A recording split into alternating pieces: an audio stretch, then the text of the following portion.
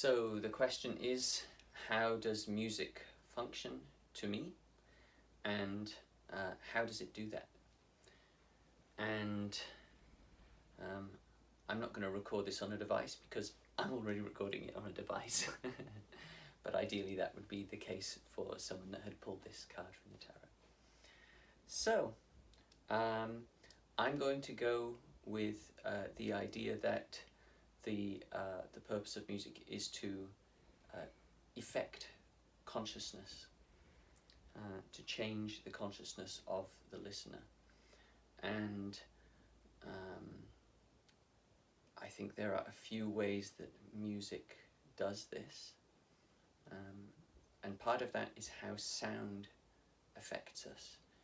So human beings are responsive to the sounds in their environment. I mean, obviously there's, for example, loud or unexpected sounds provoke a fear response or surprise response.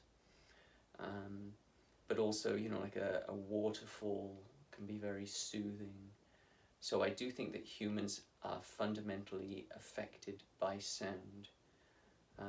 And I think that what we do when we make music is we are exploiting or hacking those responses inside ourselves to some extent. I also think that there's a deeper thing here. I mean, like all things, human beings have taken this to the nth degree, and with instruments and genres and ways of making music. I think we've kind of fine-tuned this, and we can affect the consciousness of other people in the same way that we ourselves are affected. What I mean by that is that we notice how we respond to a particular kind of music, and we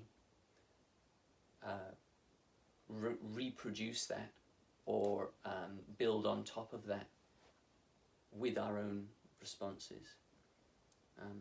Now, that all sounds a little bit kind of reductive, and I do think there's another slightly more abstract or maybe mystical way of thinking about it, where human beings are responsive to the state of consciousness of those around them. And I do think that the way that music operates, like a lot of other things, especially perhaps spiritual things, is that by changing our own consciousness, we can affect the consciousness of people around us.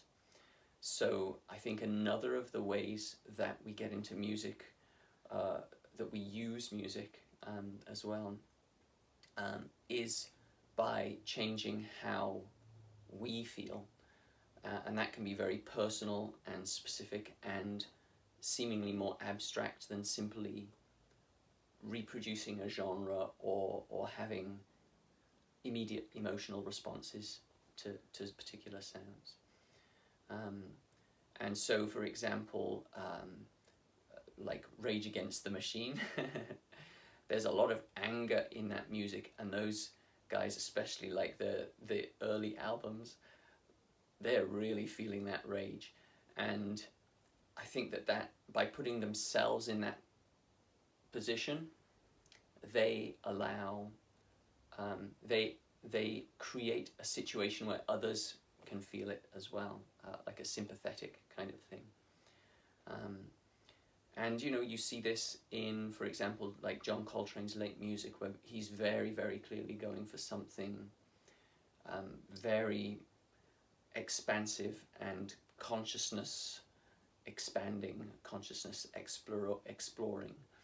And I think that that's perhaps one of the reasons that that music is not so readily accessible to a lot of people, is that it is asking them to go to places in their consciousness that they might not be comfortable being tuned to.